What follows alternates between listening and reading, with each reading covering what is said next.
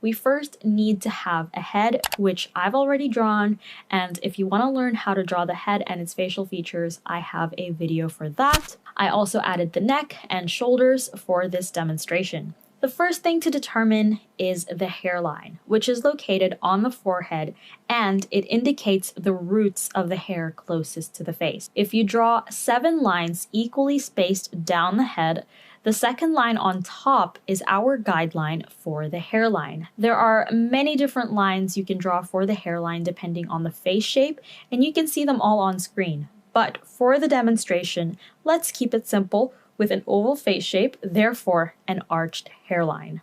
Next is to determine if there is a partition on the hair. As we know, hair can be parted on the left, center, or right side of the head. Therefore, the guideline we will use is a line located on the top of the head, and we can change the position depending on where the partition is located. The partition line that we draw also indicates the roots of the hair. And we can also change the length of this guideline to show different types of partitions. For the demonstration, we will have a center part on the hair, therefore the guideline is located on the center of the top of the head. And if you decide that a hairstyle doesn't have a partition, you don't have to draw this guideline. Next is to determine if there is a hair accessory or anything that's gathering or pulling hair strands together. For example, if hair is tied in a ponytail, this means that hair strands gather to a point where the hair tie is located. So we add a guideline, which I will call the gather point. This is located anywhere where there is hair. And we can change the position and length of this guideline depending on the hair accessory. For the demonstration, I'm going to tuck some hair behind her ear, which isn't a hair accessory, but it acts like one as it gathers hair to that one spot.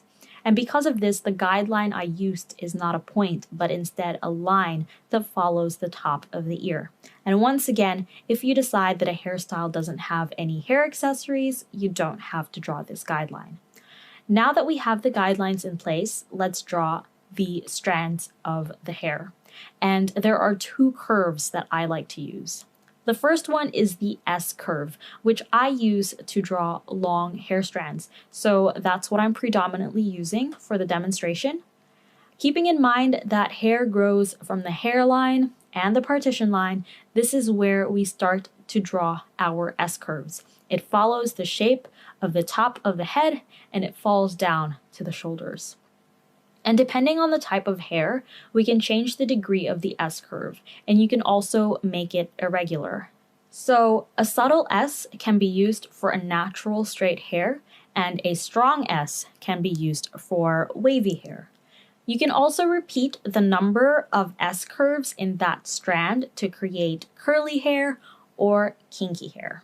So if you draw these curves repeatedly side by side, you get something that vaguely resembles hair. That's pretty much the idea of hair strands. However, I personally don't like to draw every single strand of hair. Rather, I like to think of hair in bunches or in bulk. In order to draw that, let's take our single strand of hair and draw a similar looking strand next to it, but draw it on an angle. This way, the lines meet at one point and we get a pointed end. Another way is to draw the letter S starting from the top tip of the strand and making sure they meet again at the bottom tip. Now, let's draw a letter S again, starting from the top tip, but this time it doesn't meet at the bottom tip. And if we draw a horizontal line at the bottom, we get a flat end. Basically, we've just done 4 different ways to draw bunched up strands of hair. And that's what I'm using for the demonstration. To give it a layered look, some hair strands are shorter than others. I also make sure to vary the S curves that I draw so it looks a bit natural. And sometimes I change the direction of the hair to create some flyaways, and it just adds movement to the hair. I also like to vary the line thickness, where a thicker line is used to indicate a bulk of hair and thinner lines are used for detail. This is where the second curve comes in handy. This is the C curve, which I use to draw short hair strands as well as details for the hair. Similar to the S-curve, we can once again change the degree of the curve so it almost looks like a straight line, and you can make it as irregular as you want, depending on which part of the hair you're drawing. For the details of the hair, because the hair isn't as wavy, the curve I'm using is a very subtle curve. I will also be using this for the part of the hair coming down from the partition line to the ear where I've drawn a gather line. As you can see, the hair starts from the partition line and every single strand meets at the gather line. The idea behind this is that the hair is being pulled from the root to behind the ear, and the hair falls back down to the neck and the shoulders. I then continue to draw the rest of the hair, as well as add some details that I feel are necessary, but that pretty much explains the foundations of hair. You can use these guidelines and curves to create a variety of hair types and styles, allowing you to experiment and use this as a starting point to stylize and create different characters. As you can see on screen, the guidelines can move around and change to your discretion. You can create short hair, long hair, hair that's tied up, or hair that's kept down, braids and updos.